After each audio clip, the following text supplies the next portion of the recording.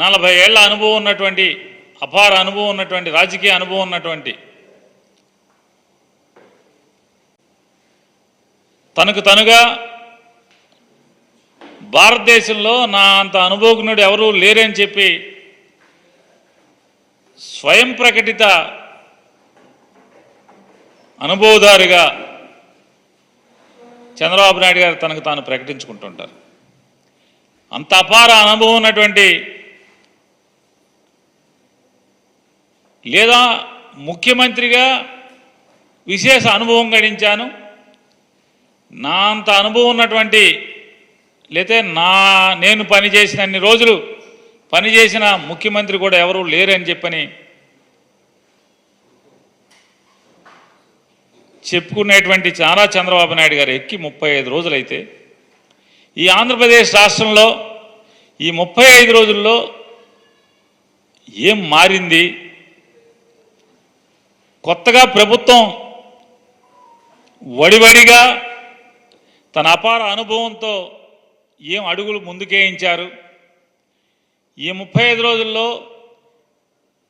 సంపద సృష్టించటం మొదలుపెట్టి ఏం సంపద చిగుళ్ళు వచ్చినాయి, ఏం సంపద మొగ్గలు వచ్చినాయి అనేది ఒక్కసారి వెనక్కి మనం ఈ 35 రోజుల్లో చూసుకుంటే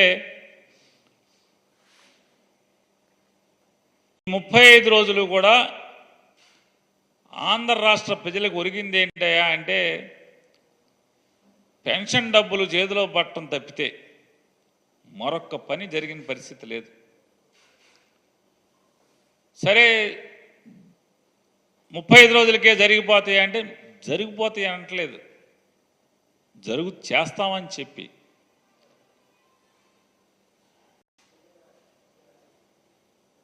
జగన్మోహన్ రెడ్డి గారిని తిడతం తప్పితే, జగన్మోహన్ రెడ్డి గారిని దూషించడం తప్పితే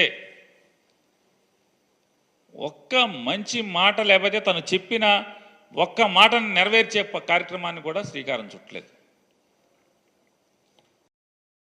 అని ఎంతసేపు జగన్మోహన్ రెడ్డి గారిని దూషించటం, అనరాని మాటలు అంటాం, మూర్ఖుడు అంటాడు, లేదా వ్యక్తిత్వ హననం చేస్తూ దూషిస్తాం. శ్వేతపత్రాలు మొదలుపెట్టాడు ఆయన. ఇవన్నీ ఏంటంటే కాలక్షేప బఠానీలు.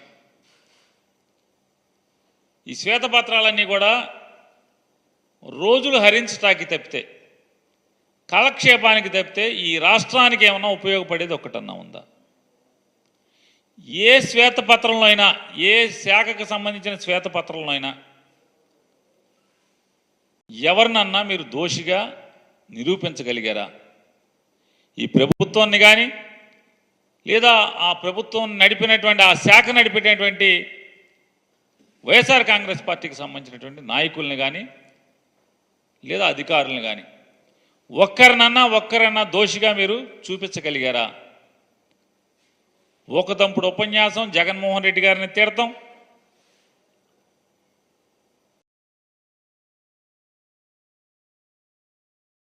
ఆయన మాటలేమో కోటలు దాటుతున్నాయి. చంద్రబాబు నాయుడు గారి ఎన్నికల ముందు మాటలు కోటలు దాటినాయి, గెలిచిన తర్వాత చేతలు ఏంటి అంటే ఎక్కడ వేసిన గొంగలు అక్కడే ఉన్న పరిస్థితి. అనేక సార్లు ఆయన చెప్పారు, రాజకీయాల్లో నా అంత చతురతన్నోడు ఎవడో లేడు, బోళెన్సార్లు చెప్పారు. అలాగే ఆయన చతురత గురించి, ఆయన మాటలు గొప్పతనం గురించి, ఆయన రాజనీతి గురించి ఈనాడు, ఆంధ్రజ్యోతి, టీవీ5 గురించి మనం చెప్పక్కర్లా, వాళ్ళు లేపటం ఒకటి కాదు. కానీ చేతలకు వచ్చేప్పటికీ ఒక్క అంగుళం అన్నా ఈ రాష్ట్రం ఎక్కడన్నా కదిలిందా? కదలలేదు. ఈ కదలకపోగా శ్వేతపత్రాలు ఇచ్చేప్పుడు పోలవరం శ్వేతపత్రం ఇచ్చారు. ఒక విలేకరు గారు అడిగారు అమాయకంగా, అంటే ఈనాడు, ఆంధ్రజ్యోతి, టీవీ5లో వచ్చినాయన్నీ నిజం అనుకుని ఈయన ఈరుడు సూర్యుడు అనుకుని ఏం చెప్పాడు, సార్ పోలవరం మీరు అప్పటికే 72% కట్టేసి అని చెప్తున్నారు కదా, మిగతా 28% ఎప్పుడు పూర్తి చేస్తారండి? మీరే మొత్తం మీరు కట్టారుగా ఇప్పుడు దాకా 72% అంటే ఎవడో తెలుసు ఎప్పుడు పూర్తి అవుద్దో నాకే తెలియదు అంటాడు. 40 ఏళ్ళ ఇండస్ట్రీ, 14 ఏళ్ళ ముఖ్యమంత్రి అని చెప్తారు. 4ఓసారి ప్రమాణ స్వీకారాన్నేమో డబ్బాలు కొట్టి రాసుకుంటారు. పోలవరం శ్వేతపత్రం ఇస్తాకెళ్ళి పోలవరం చూస్తానికి వెళ్తారు. పోలవరం ఎప్పుడు పూర్తవుద్దంటే ఏమో నాకేం తెలుసు అంటాడు. ఇది ఈయన అనుభవం. అది అయిపోయిన తర్వాత అమరావతి వెళ్తారు. అమరావతి మొత్తం తిరుగుతారు. విలేకరు గారు అడుగుతారు, సార్ అమరావతి ఎప్పుడో పూర్తి చేస్తారు సార్, ఎంత ఖర్చు అవుద్దని చెప్పని. ఏమయ్యా ఏం మాట్లాడతారు? నిన్ను అడగాలి ఇవన్నీ కూడా. నిన్ను కూర్చోబెట్టి ఇక్కడ అడిగితే అప్పుడు చెప్తావు సమాధానం. అతను విలేకరు ఉద్యోగం అతనిది. అతన్ని అక్కడ కూర్చోబెట్టితే మరి రాజీనామా చేసి కూర్చోబెట్టాల్సింది కదా విలేకరు గారిని. కూర్చోబెడితే ఏమని చెప్పేవాడేమో, ఆయన ఓ రోజంతా అమరావతి అంతా తిరిగి చెప్పేవాడేమో ఇంత ఇన్నాళ్ళలో పూర్తి చేస్తా, లేకపోతే అవుద్దా అవుదా అని. అమరావతి అవుతుందా అవదా? ఇంతమంది అమాయకుల్ని ఆశ పెట్టారు కదా. ఇవాళ రెండు కొత్తగా ఇక్కడ పెట్టుబడులు పెట్టండి అని పిలుస్తున్నారు కదా. ఇవన్నీ కూడా తూచి కార్యక్రమాలు. అలాగే విద్యుత్ శాఖ మీద శ్వేతపత్రం ఇచ్చారు. ఆ శ్వేతపత్రం రోజు కూడా విలేకరులందరూ మిత్రులందరినీ కూడా పిలిచారు.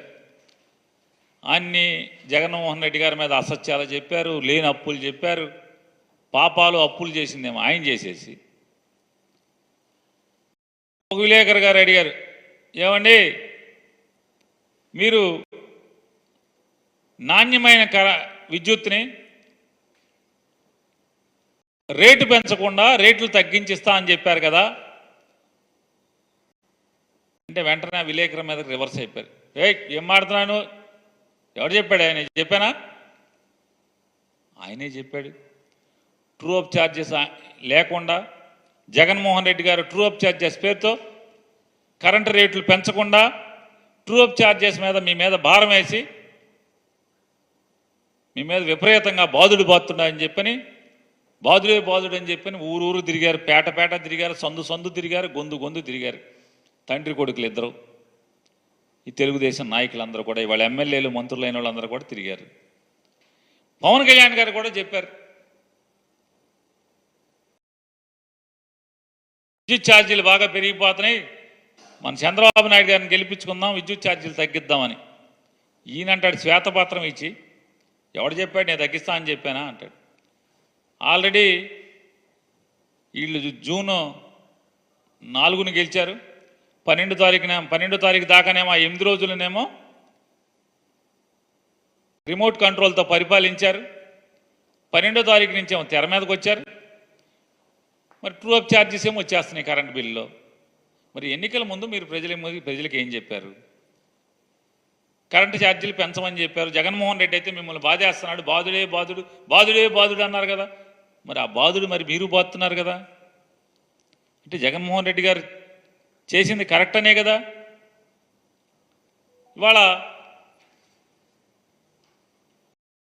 పవన్ కళ్యాణ్ గారు రోజుకి 3 రూపాయలు చెత్త ఎత్తినందుకు డబ్బులు కలెక్ట్ చేయండి అని చెప్పారు.